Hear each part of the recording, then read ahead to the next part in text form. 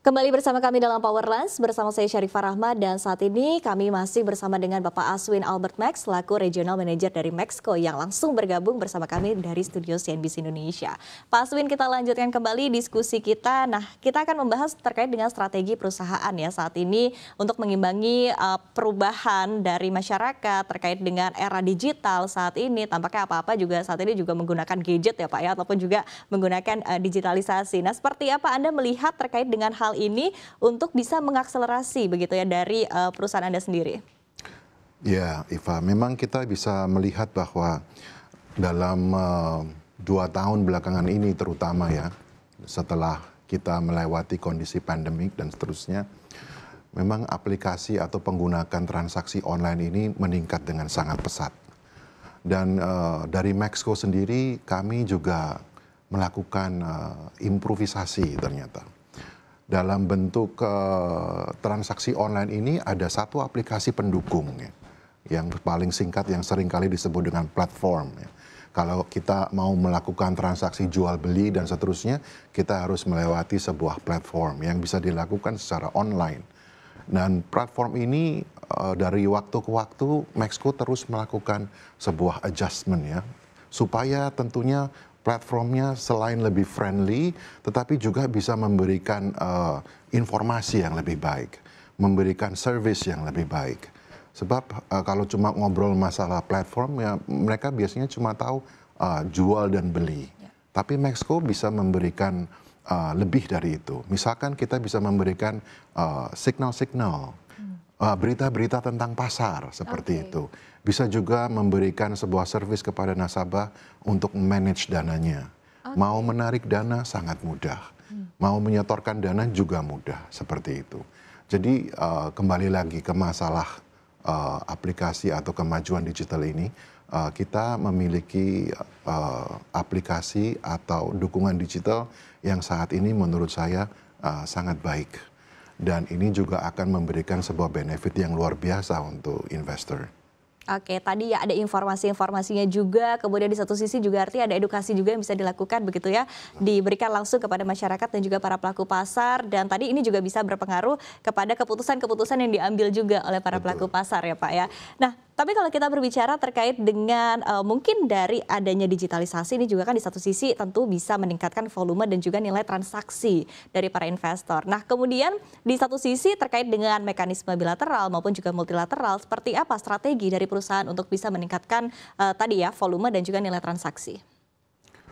Kalau menurut hemat kami memang kalau sudah berbicara masalah ini, kita akan kembali lagi ke masalah edukasi.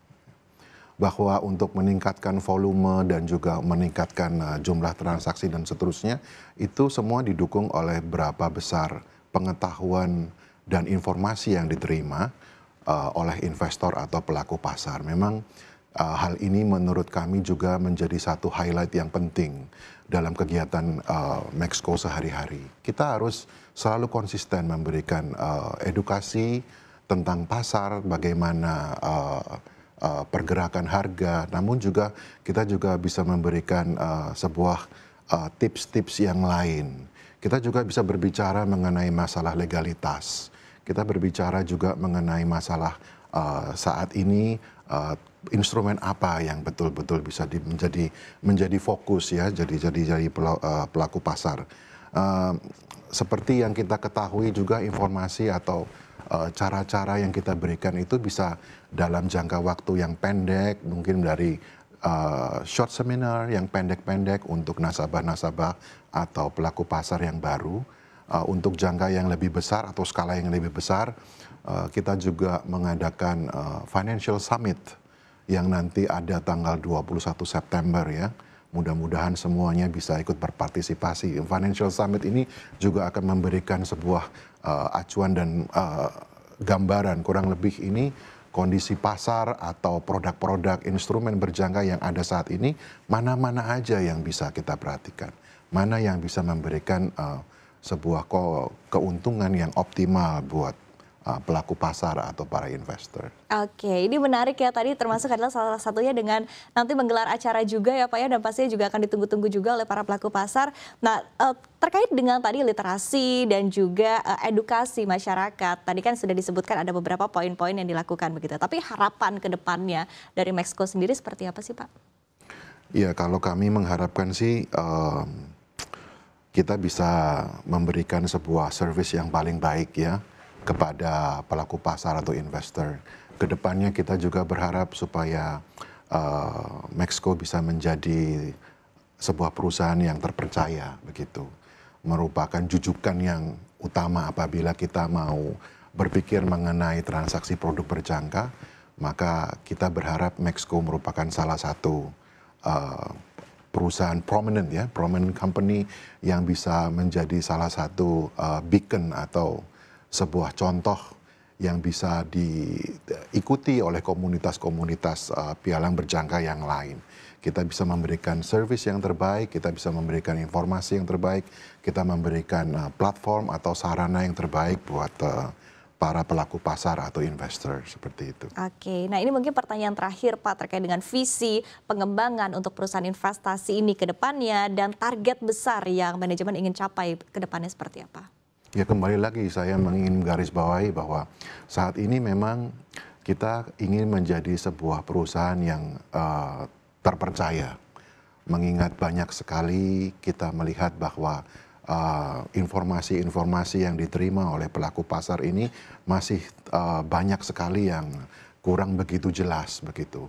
Selain dalam masalah regulasi, selain masalah legalitas dan seterusnya. Jadi kita ingin supaya Mexco merupakan salah satu perusahaan yang dituju apabila pelaku pasar atau investor itu ingin mendapatkan atau ingin memperoleh sebuah tempat bila mana ingin melakukan transaksi produk-produk berjangka.